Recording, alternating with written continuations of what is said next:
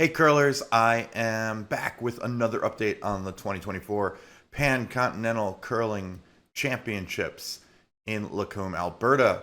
I'm recording this as the early draw is going off here on Wednesday morning.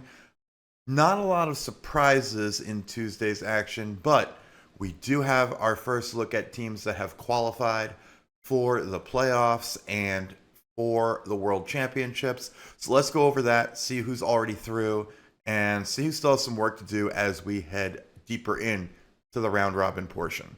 All right, first off, in the men's A event, not a lot of surprises here, kind of what we expected. Canada, the United States, and China, maybe the one we wouldn't have been so sure about, have already qualified for the playoffs, which means they're in the 2025 World Men's Curling Championship. Brad Gushu's team, 5-0 for Canada. They're off to a great start. Definitely the gold medal favorites, with John Schuster and the Zhu ring out of China also already through. So the remaining drama here is who will take the fourth semifinal spot, I should say. Japan has the edge right now. They're 3-2. Probably the best chance of a team upsetting them, taking that spot away, would be Australia at 2-3. They're just one game back. There are still 2 games to play in the round robin portion for all these teams. Now, what we have to look at is who these teams still have to play. Japan has a game against the United States, very tough game. Australia has a game against Canada, probably almost an unwinnable game for Australia, though I don't want to say anything for sure, of course. And then Australia also has a game against South Korea. That's kind of a dangerous team. The Lee rink there, even though they're only 1-4, a very good up and coming team. Whereas Japan's other game is going to be against New Zealand, also at 1-4, but I think a lot less dangerous based on their results so far. So really, Japan definitely has the best chance of grabbing that fourth semifinal spot. But remember, there will be a 5th team that gets into the Worlds from this group, as Canada is the host.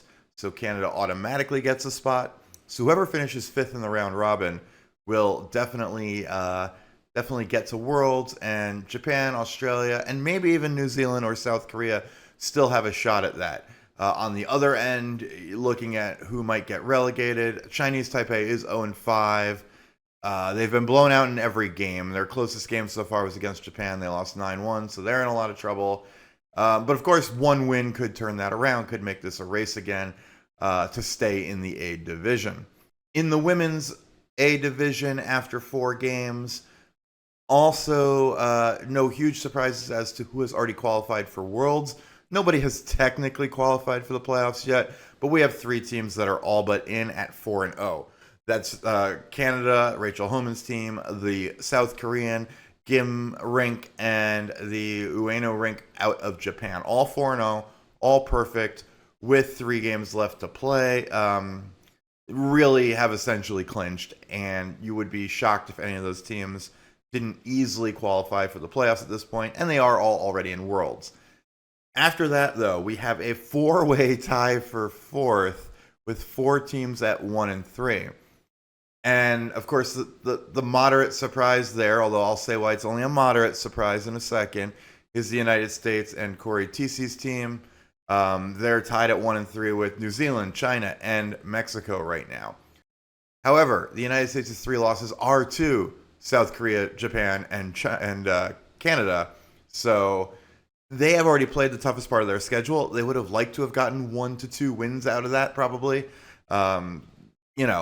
Obviously, you don't want to lose all those games when you're a team capable of, beating and competing with these teams. But they're not in any serious trouble yet because they will be heavily favored in their remaining games. The United States still has to play New Zealand. They still have to play Chinese Taipei, and they still have to play China. China will be the trickiest game of that group, and it might be one they have to win because that might be who they are fighting for the 4th and final spot in the knockout rounds in the semifinals. If China continues to play pretty well, they've been competitive even in their matches against, the very strong teams out, the Homan team, the Gim rink.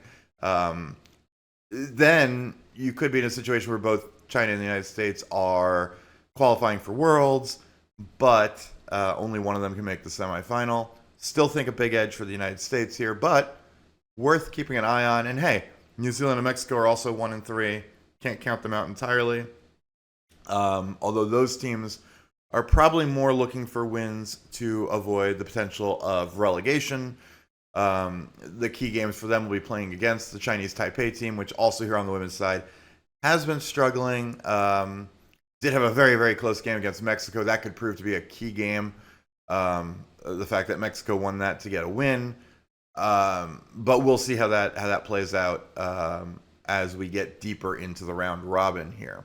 In the very, very long round robin for the men's B division, which has 11 teams in it. The Philippines is still the story. The Mark Pfister team, 6-0, cruising so far.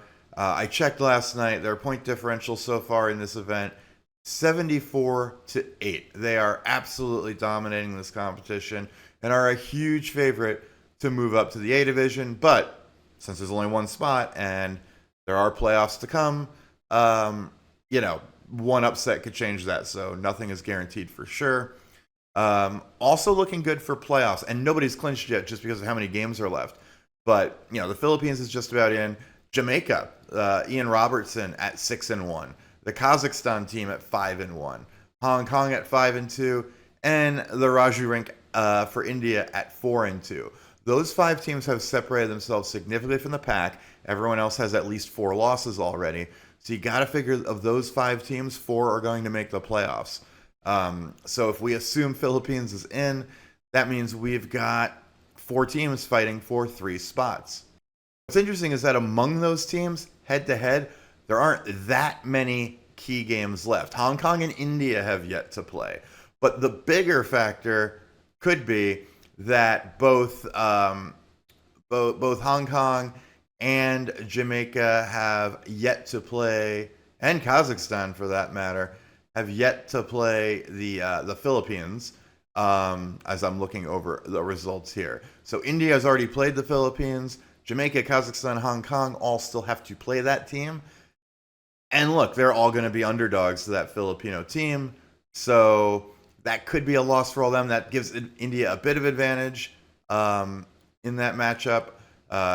So we will keep an eye out on that. But I think India looks very strong to make the playoffs, if only because they've already played the Philippines, and that is by far the toughest matchup in this pool. Further down the list, Nigeria, Brazil, Saudi Arabia, Qatar already have 2 wins. Puerto Rico got their first win at 1-6.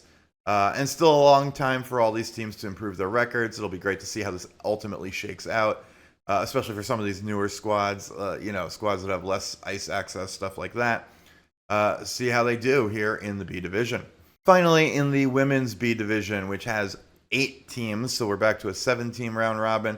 We already do have 1 team that has clinched a playoff spot. No surprise here. Kathleen Duberstein and the Philippines at 5-0. Once again, the Philippines dominating the B division, though it has not been the same kind of overwhelming performance we've seen on the men's side. 5-0 is 5-0, and some of these games have been blowouts, but they've been tested.